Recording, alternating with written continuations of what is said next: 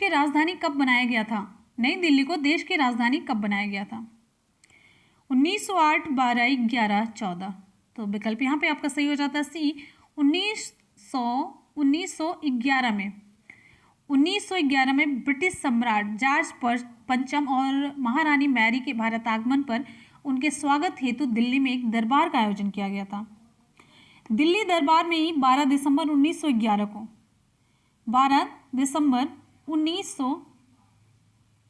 को सम्राट ने बंगाल विभाजन को रद्द घोषित किया और साथ ही कलकत्ता की जगह दिल्ली को भारत की नई राजधानी बनाए जाने की घोषणा की। ठीक है, अगले क्वेश्चन पे हम चलेंगे। नेक्स्ट हमारा क्वेश्चन आप सभी की स्क्रीन पे यहाँ पे देखिए। 1885 में भारतीय राष्ट्रीय कांग्रेस की स्थापना किसके द्वारा की गई थी? आपको बताना है, यहाँ पे जल्दी से आप लोग रिप्लाई कीजिएगा। विकल्प यहाँ पे आपका सही हो जाता है एलन ऑक्टेवियन ह्यूम के द्वारा। एलन ऑक्टेवियन ह्यूम के द्वारा 1885 में भारतीय राष्ट्रीय कांग्रेस की स्थापना की गई थी, जिन्हें शॉर्टकट में A.O. ह्यूम कहा जाता है। A.O. ह्यूम भारतीय सिविल सेवा के सेवानिवृत्त ब्रिटिश अधिकारी थे। ये शिमला में बस गए थे। 1884 में इन्होंने भारतीय राष्ट्रीय संघ की स्थापना की, जो कि भारतीय राष्ट्रीय कांग्रेस का अग्रदूत था। ठीक है, अगले क्वेश्चन पे हम चलेंगे। नेक्स्ट है, और एक इंपॉर्टेंट पॉइंट आप लोग यहाँ पे जानते रहिएगा। भारतीय राष्ट्रीय कांग्रेस का पहला अधिवेशन कब हुआ था? 28 दिसंबर 1885 को हुआ था। भारतीय राष्ट्रीय कांग्रेस का पहला अधिवेशन कब हुआ था? तो आप लोग जानते रहिएगा, 28 दिसंबर 1885 को भारतीय राष्ट्रीय कांग्रेस का पहला अधिवेशन हुआ था। नेक्स्ट हमारा क्वेश्चन आप सभी की स्क्रीन पे यहाँ पे देखिए। भारतीय राष्ट्रीय कांग्रेस के पहले अध्यक्ष कौन थे? बहुत ही इंपॉर्टेंट क्वेश्चन है। भारतीय राष्ट्रीय कांग्रेस के पहले अध्यक्ष व्योमेश चंद्र बैनर्जी, बाल गंगाधर तिलक, A.O. ह्यूम, दादा भाई नौरोजी। तो विकल्प यहाँ पे आपका सही हो जाता है ये व्योमेश चंद्र बैनर्जी। भारतीय राष्ट्रीय कांग्रेस के पहले अधिवेशन की अध्यक्षता किसने की थी? व्योमेश चंद्र बैनर्जी ने, WC बैनर्जी ने। इन्हें शॉर्टकट में WC बैनर्जी के नाम से जाना जाता है। और इसके प्रथम महासचिव कौन थे? A.O. ह्यूम थे। कांग्रेस के प्रथम अधिवेशन में देश भर से कुल 72 प्रतिनिधियों ने भाग लिया था।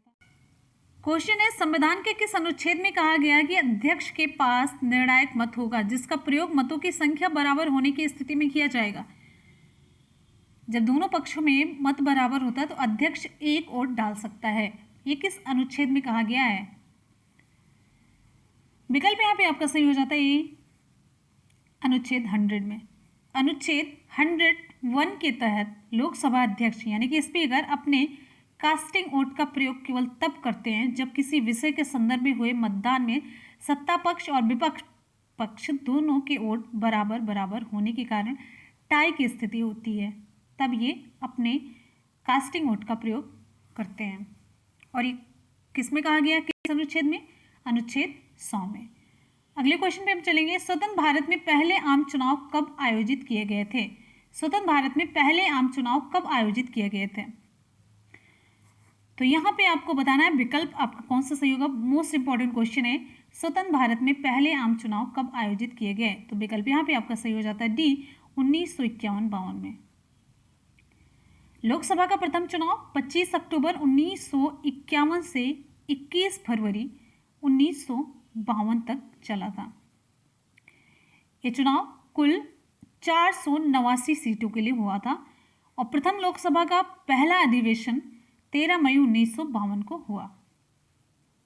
अगले क्वेश्चन पे हम चलेंगे। नेक्स्ट हमारा क्वेश्चन आप सभी की स्क्रीन पे, भारत में कौन सी तिथि संविधान दिवस के रूप में मनाई जाती है? आपको बताना है यहाँ पे, मोस्ट इंपॉर्टेंट क्वेश्चन है, भारत में कौन सी तिथि संविधान दिवस के रूप में मनाई जाती है? आपको बताना है यहाँ पे। तो विकल्प आपका यहाँ पे सही हो जाता है 26 नवंबर। भारत में प्रतिवर्ष 26 नवंबर को संविधान दिवस के रूप में मनाया जाता है, क्योंकि 26 नवंबर 1949 को, कब? 26 नवंबर 1949 को संविधान सभा द्वारा भारत के संविधान को अंगीकृत किया गया था, जो कि 26 जनवरी 1950 को प्रभाव में आया।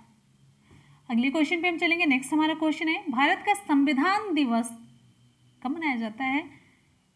अभी आपको मैंने बताया, तो विकल्प आपका यहाँ पे सही हो जाता है सी 26 नवंबर को। नेक्स्ट हमारा क्वेश्चन, भारत के संविधान के संदर्भ में निम्न में से कौन सा कथन असंगत है? आपको बताना है कौन सा कथन असंगत है। विकल्प यहाँ पे आपका सही हो जाता है, असंगत कथन है बी, ये कानूनी दस्तावेज नहीं है। ऑप्शन आपका सही हो जाता है बी, ये कानूनी दस्तावेज नहीं है। भारतीय संविधान एक मौलिक कानूनी आलेख है जिसके अंतर्गत किसी देश की सरकार कार्य करती है। क्लियर है? तो ये आपका कथन असंगत है। यह संविधान देश में विधायिका, कार्यपालिका और न्यायपालिका की व्यवस्था और उनके अधिकारों, उत्तरदायित्वों को सुनिश्चित करता है। अगले क्वेश्चन है, अगला क्वेश्चन आप सभी के लिए, संविधान सभा ने भारतीय राष्ट्रीय ध्वज को कब अपनाया था? सभी जितने क्वेश्चन आप लोग देख रहे हैं बहुत ही सिलेक्टेड और बहुत ही इंपॉर्टेंट क्वेश्चन है, तो आप सभी लोग नोट्स बनाते चलिए, सारे क्वेश्चन आप लोग पढ़ते चलिए। जितना पूरा क्वेश्चन है आप बहुत ही इंपॉर्टेंट क्वेश्चन देख रहे हैं यहाँ पे, बहुत ही सिलेक्टेड और इम्पॉर्टेंट क्वेश्चन। तो विकल्प यहाँ पे आपका सही हो जाता है 22 जुलाई 1947 को। भारत की संविधान सभा द्वारा राष्ट्रीय ध्वज का प्रारूप 22 जुलाई 1947 को अपनाया गया था। राष्ट्रीय ध्वज के बीच चक्र में 24 तीलियां हैं और ध्वज की लंबाई चौड़ाई का अनुपात कितना है? 3:2 है। क्वेश्चन है, संविधान के अनुसार तिरंगे की लंबाई और चौड़ाई के बीच का अनुपात कितना होना चाहिए? आप लोग जल्दी से रिप्लाई कीजिएगा। विकल्प आप सभी के सामने, क्वेश्चन आसान सा है तो विकल्प आपका सही हो जाता है ए 3:2 का। राष्ट्रीय ध्वज के बीच में चक्र होता है जिसमें 24 तीलियां होती हैं और ध्वज की लंबाई चौड़ाई का अनुपात कितना होता है? 3:2 का अनुपात है। संविधान के अनुसार इसे माना गया है। अगले क्वेश्चन पे आते हैं, 1866 में ईस्ट इंडिया संघ की स्थापना किसने की थी? 1866 में ईस्ट इंडिया संघ की स्थापना किसके द्वारा की गई थी? दादा भाई नौरोजी, एम के सेन, मैडम भीकाजी कामा, गोपाल कृष्ण गोखले। तो विकल्प यहाँ पे आपका सही हो जाता है दादा भाई नौरोजी।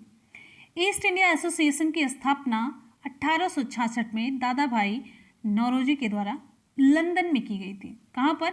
लंदन में। नेक्स्ट क्वेश्चन पे आते हैं। नेक्स्ट हमारा क्वेश्चन है, 1905 में बंगाल के विभाजन का आदेश किसके द्वारा दिया गया था? 1905 में बंगाल के विभाजन का आदेश lord Curzon, lord Mountbatten, lord Linlithgow या फिर लॉर्ड मैकाले के द्वारा दिया गया। विकल्प यहाँ पे आपका सही हो जाता है ये लॉर्ड कर्जन। बंगाल का विभाजन लॉर्ड कर्जन के काल में, लॉर्ड कर्जन का काल 1899 से 1905 के काल में, वर्ष 1905 में कर्जन के आदेश द्वारा किया गया था। इसके निर्णय की घोषणा 19 जुलाई 1905 को की गई थी और यह 16 अक्टूबर 1905 से लागू हुआ और वर्ष 1911 में दिल्ली दरबार में बंगाल विभाजन को निरस्त करने की घोषणा की गई। ये भी जानते रहिए। नेक्स्ट हमारा क्वेश्चन, इनमें से कौन सा आंदोलन लाल बाल पाल द्वारा शुरू किया गया था? तो विकल्प आपका यहाँ पे कौन सा सही होगा? इनमें से कौन सा आंदोलन? विकल्प यहाँ पे आपका सही हो जाता है डी, स्वदेशी आंदोलन। लाल लाला लाजपत राय, बाल बाल गंगाधर तिलक, पाल बिपिन चंद्र पाल को सम्मिलित रूप से कहा जाता है। लाल बाल पाल, लाला लाजपत राय, बाल गंगाधर तिलक और बिपिन चंद्र पाल, इन्हें लाल बाल पाल के नाम से जाना जाता था।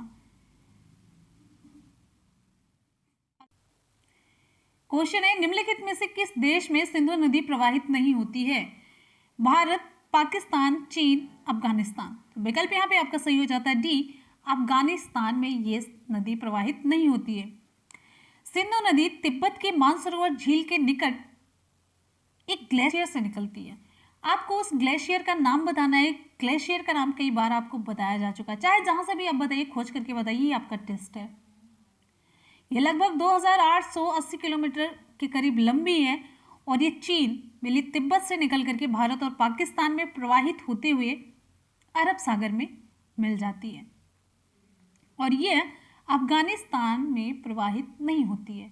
अगले क्वेश्चन पे हम चलेंगे। नेक्स्ट हमारा क्वेश्चन है, भारतीय संविधान के अंतर्गत वैधानिक सत्ता किससे प्राप्त है?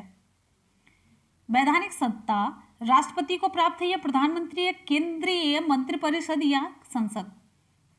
विकल्प यहाँ पे आपका सही हो जाता है डी, संसद को। भारतीय संविधान के अंतर्गत संसदीय शासन प्रणाली अपनाए जाने के कारण वैधानिक सत्ता का अधिकार किसे प्राप्त है? संसद को प्राप्त है। इंपॉर्टेंट क्वेश्चन है ये, ध्यान दीजिएगा। अगले क्वेश्चन पे हम चलते हैं। नेक्स्ट हमारा क्वेश्चन आप सभी की स्क्रीन पे, भारत का सर्वोच्च विधायी निकाय है, क्या है? कैबिनेट, उच्चतम न्यायालय, निर्वाचन आयोग या संसद? विकल्प यहां पे आपका सही हो जाता है डी, संसद। ठीक, भारतीय संसद देश के सर्वोच्च विधायी निकाय है। ये राष्ट्रपति, राज्यसभा और लोकसभा से मिलकर के बनती है। संसद किससे मिलकर के बनती है? आपके एग्जाम में क्वेश्चन पूछा जाता है, तो ये राष्ट्रपति, राज्यसभा और लोकसभा से मिलकर के बनती है। संसद केवल राज्यसभा और लोकसभा पे आपको टिक नहीं करना, प्लस राष्ट्रपति जोड़ देना है। संसद विधि निर्माण का कार्य करती है, विधि बनाती है। ये द्विसदनीय व्यवस्था प्रणाली वाली व्यवस्था है, जिसमें लोकसभा संसद का निम्न सदन और राज्यसभा संसद का उच्च सदन कहलाता है। अगला क्वेश्चन आप सभी की स्क्रीन पे यहाँ पे देखिए, एंग्लो इंडियन समुदाय के कितने सदस्यों को संसद में नामांकित किया जा सकता है? आपको बताना है यहाँ पे एंग्लो इंडियन समुदाय के कितने सदस्यों को। तो विकल्प यहाँ पे आपका सही हो जाता है ए, 2 सदस्यों को। अनुच्छेद 331 के अनुसार लोकसभा में आंग्ल भारतीय समुदाय के सदस्यों को मनोनीत करने की शक्ति किसके पास है? क्वेश्चन पूछा गया है, तो ये है राष्ट्रपति के पास।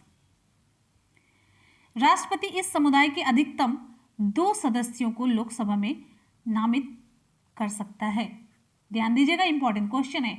अगले क्वेश्चन पे हम चलेंगे। नेक्स्ट हमारा क्वेश्चन आप सभी की स्क्रीन पे, Rajya Sabha fill in the blank के नाम से भी जाना जाता है। अभी मैंने आपको बताया है, डिटेल में मैंने अभी आपको बताया। विकल्प यहाँ पे आपका सही हो जाता है सी, उच्च सदन के नाम से भी इसे जाना जाता है। जबकि निम्न सदन लोकसभा को कहते हैं, राज्यसभा को उच्च सदन के नाम से जाना जाता है, और जबकि लोकसभा को निम्न सदन के नाम से भी जाना जाता है। और एक चीज आप लोग जानते रहिए, राज्यसभा एक अस्थायी निकाय है, इसका विघटन नहीं किया जा सकता। क्लियर है? अगले क्वेश्चन पे आते हैं। अगला आपका इंपॉर्टेंट क्वेश्चन है, राज्यसभा की सदस्यता की अवधि क्या है? राज्यसभा की सदस्यता की अवधि आपको बताना है, इसकी अवधि क्या है? विकल्प यहां पे आपका सही हो जाता है सी, 6 वर्ष है। अभी मैंने आपको बताया राज्यसभा का विघटन नहीं होता है, तो अनुच्छेद 83(1) के अनुसार राज्यसभा का विघटन नहीं होता है, यानी कि एक अस्थायी सदन है ये। इसके 1/3 सदस्य, कितने? 1/3 सदस्य प्रत्येक 2 वर्ष की समाप्ति पर सेवानिवृत्त हो जाते हैं। राज्यसभा के सदस्यों का कार्यकाल कितना होता है? 6 वर्ष। कुछ इंपॉर्टेंट फैक्ट आप लोग जानते रहिए, क्वेश्चन से भी ज़्यादा इंपॉर्टेंट आपको हम फैक्ट बताते चल रहे हैं, तो फैक्ट आप लोग कहीं पे नोट्स बना करके नोट करते चलिएगा। जितने भी स्टूडेंट वीडियो को देख रहे हैं, ईमानदारी के साथ, ऑनेस्टी के साथ, प्यार से आप सभी लोग वीडियो को लाइक और दोस्तों में शेयर ज़रूर कर दिया करिए। आप सभी लोग मैच्योर हैं, समझदार हैं, तो आप लोग शेयर करते रहिए, सपोर्ट करते रहिए, ज्ञान को पाते रहिए, ज्ञान को बांटते रहिए। चलिए अगले क्वेश्चन पे चलते हैं। अगला आप सभी का क्वेश्चन पे यहाँ पे देखिए, बहुत ही इंपॉर्टेंट क्वेश्चन है। कावेरी नदी का उद्गम आपको बताना है। कावेरी नदी का उद्गम, हमने नदियों से रिलेटेड बहुत ही इंपॉर्टेंट वीडियो बनाया, उसमें सभी नदियों से आने वाले क्वेश्चन कवर हो जाते हैं। आप लोग जरूर देख लीजिएगा, लिंक हम आपको नीचे डिस्क्रिप्शन बॉक्स में दे देते हैं। बहुत ही इंपॉर्टेंट वीडियो, आप लोग जरूर देखिएगा उसे। तो क्वेश्चन आप सभी की स्क्रीन पे यहाँ पे देखिए, कावेरी नदी का उद्गम है, विकल्प आपका सही हो जाता है बी, ब्रह्मगिरी पहाड़ियों में। कावेरी नदी कर्नाटक के कुर्ग जिले में स्थित ब्रह्मगिरी पहाड़ी से निकलती है। कावेरी को दक्षिण की गंगा भी कहा जाता है, ये ध्यान रखिएगा, क्वेश्चन पूछा जाता है दक्षिण की गंगा किसे कहते हैं? दक्षिण की गंगा के नाम से कौन सी नदी जानी जाती है? तो उत्तर आपका हो जाएगा कावेरी नदी। क्लियर है? अगले क्वेश्चन पे हम चलेंगे। नेक्स्ट हमारा क्वेश्चन है, निम्नलिखित नदियों में से किसको दक्षिण की गंगा कहा जाता है? अभी मैंने आपको बताया, तो जल्दी से आप लोग रिप्लाई करिए। कावेरी को, कृष्णा को, गोदावरी को, नर्मदा को। वेरी गुड, विकल्प यहाँ पे आपका सही हो जाता है, कावेरी को दक्षिण की गंगा के नाम से जाना जाता है। कर्नाटक के ब्रह्मगिरी पहाड़ी से निकल करके केरल, कर्नाटक और तमिलनाडु में बहती हुई लास्ट में कहां पर गिरती है? बंगाल की खाड़ी में। क्लियर? अगले क्वेश्चन पे हम आते हैं। नेक्स्ट हमारा क्वेश्चन आप सभी की स्क्रीन पे, भारत के निम्नलिखित राज्य में से किसकी तटरेखा सबसे लंबी है? आपको बताना है यहाँ पे किसकी तटरेखा सबसे लंबी है। तो विकल्प यहाँ पे आपका सही हो जाता है डी, गुजरात की तटरेखा सबसे लंबी है। भारतीय राज्यों के तटरेखा की लंबाई के अनुसार जो शीर्ष 4 राज्य हैं उनके बारे में आप जानते रहिएगा। मेनली 3-4 राज्यों के बारे में ही क्रम पूछता है। तो गुजरात सबसे पहले स्थान पर है, लगभग 1214 किलोमीटर। आंध्र प्रदेश की तटरेखा की लंबाई 973 किलोमीटर, तमिलनाडु की 960 किलोमीटर, केरल की 569 किलोमीटर है। अगले क्वेश्चन पे हम चलेंगे। अगला आपका क्वेश्चन आप सभी की स्क्रीन पे, भारत के किस राज्य में फुलर झील स्थित है? फुलर झील किस राज्य में स्थित है? मध्य प्रदेश में, उत्तराखंड में, उत्तर प्रदेश में, बिहार में? तो विकल्प यहाँ पे आपका सही हो जाता है सी, उत्तर प्रदेश में। फुलर झील उत्तर प्रदेश में स्थित है। मेनली उत्तर प्रदेश के किस जिले में? तो फुलर झील उत्तर प्रदेश के मेनली पीलीभीत जिले में स्थित है। यहीं से गोमती नदी निकलती है। सारे फैक्ट आप लोग जानते रहिए। अगला क्वेश्चन आप सभी के लिए, क्वेश्चन यहाँ पे है, निम्नलिखित में से किस प्रकार के बादल आने वाले चक्रवात के सूचक होते हैं? निम्नलिखित में से किस प्रकार के बादल आने वाले चक्रवात के सूचक होते हैं? आपको बताना है यहाँ पे। तो विकल्प आपका कौन सा सही हो जाएगा? विकल्प यहाँ पे आपका सही हो जाता है ए, पक्षाभ मेघ। कौन सा मेघ? पक्षाभ मेघ। पक्षाभ मेघ वायुमंडल में सबसे अधिक ऊंचाई पर पाए जाते हैं और इनका रंग सफ़ेद होता है और इनकी आकृति पक्षी के पंखों के समान होती है। ये मेघ चक्रवात के आगमन की सूचना देते हैं, चक्रवात के आगमन के ये सूचक होते हैं। क्लियर है? अगला क्वेश्चन आप सभी के लिए यहाँ पे देखिए, सागौन तथा साल किसके उत्पाद हैं? सागौन तथा साल किसके उत्पाद हैं? आपको बताना है यहाँ पे। विकल्प आप सभी के सामने यहाँ पे देखिए, सागौन तथा साल किसके उत्पाद हैं? विकल्प आपका यहाँ पे सही हो जाता है उष्णकटिबंधीय शुष्क पतझड़ी वन। सागौन और साल उष्णकटिबंधीय आर्द्र पर्णपाती वन के उत्पाद हैं, जहां वर्षा 100 से लेकर के 200 सेंटीमीटर तक होती है। अगला आपका क्वेश्चन आप सभी के लिए यहाँ पे देखिए, किसी प्रजाति को विलुप्त माना जा सकता है जब वो अपने प्राकृतिक आवास में नहीं देखी गई है? कितने वर्ष से अधिक? आपको बताना है यहाँ पे 15 वर्ष, 25, 40 या 50 वर्ष से। तो विकल्प यहाँ पे आपका सही हो जाता है डी, 50 वर्ष से। किसी प्रजाति को विलुप्त माना जाता है जब वो 50 वर्ष अपने प्राकृतिक आवास में नहीं पाई जाती। क्लियर है? क्वेश्चन है, हाल ही में भारत सरकार द्वारा पूर्व प्रधानमंत्री स्वर्गीय अटल बिहारी वाजपेयी के नाम पर निम्नलिखित में से किसका नामकरण किया गया? विकल्प आप सभी के सामने, विकल्प जल्दी से आप लोग रिप्लाई कीजिएगा। विकल्प यहाँ पे आपका सही हो जाता है सी, रोहतांग दर्रे के नीचे एक रणनीतिक सुरंग का नाम स्वर्गीय अटल बिहारी वाजपेयी के नाम पर रखा गया। कब रखा गया? उनके 95वें जन्मदिन के अवसर पर रखा गया। और ये कहाँ पर स्थित है? हिमालय में लेह मनाली हाईवे के पास रोहतांग दर्रे के नीचे स्थित है। इसका पहला नाम, प्रारंभिक नाम क्या था? रोहतांग टनल नाम था। अब कौन सा नाम हो गया इसका बदल करके? अटल टनल। यहाँ पे देखिए, पहले इसका नाम रोहतांग टनल था, अब इसका नाम क्या हो गया? अटल टनल। इसकी कुल लंबाई कितनी है? 8.82 किलोमीटर। ठीक है। इसकी जो घोषणा की गई बनाने के लिए वर्ष 2002 में उस समय के तत्कालीन प्रधानमंत्री अटल बिहारी वाजपेयी के द्वारा इसकी घोषणा की गई थी। और बनाने में पूरी लागत कितनी खर्च हुई है? 4000 करोड़ रुपए। मई 2020 में ये बन करके तैयार हो जाएगी। अगले क्वेश्चन पे हम चलेंगे। नेक्स्ट हमारा क्वेश्चन साथ साथ में इंपॉर्टेंट फैक्ट आप लोग जानते रहिए, एग्जाम के पॉइंट ऑफ व्यू से बहुत ही इंपॉर्टेंट है, तो यहाँ पे क्वेश्चन आप सभी की स्क्रीन पे, निम्नलिखित में से किसे हाल ही में भारत का नया विदेश सचिव घोषित किया गया है? बहुत ही इंपॉर्टेंट क्वेश्चन है, मोस्ट इंपॉर्टेंट। Very good. यहाँ पे ऑप्शन सही हो जाता है आपका बी, हर्षवर्धन श्रृंगला। हर्षवर्धन श्रृंगला को भारत का नया विदेश सचिव नियुक्त किया गया है। ठीक, इससे पहले विदेश सचिव कौन थे? विजय केशव गोखले। इससे पहले कौन विदेश सचिव थे? यानी कि पूर्व विदेश सचिव विजय केशव गोखले थे। अगले क्वेश्चन पे हम चलेंगे। नेक्स्ट हमारा क्वेश्चन है, वायु प्रदूषण से निपटने के लिए हाल ही में किस रेलवे स्टेशन पर एक ऑक्सीजन पार्लर खोला गया?